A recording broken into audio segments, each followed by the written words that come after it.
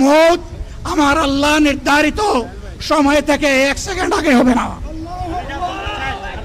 এবং হায়াত যা দিয়েছেন তার 1 সেকেন্ড আগেও আমি যাব না।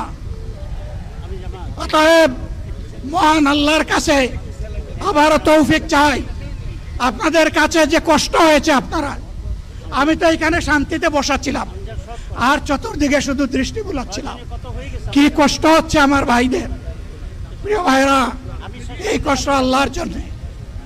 এই কষ্ট কার জন্য? ইনশাআল্লাহ আল্লাহ তাআলা আপনাদেরকে তার উপযুক্ত যা দুনিয়ায় দিবেন, আখিরাতে দিবেন। আপনাদের এই ত্যাগের বিনিময়ে নতুন বাংলাদেশ আমরা পেয়ে যাব। আসুন সেই নতুন বাংলাদেশের জন্য একবার স্লোগান দিয়ে শেষ করি, নারায়ে তাকবীর।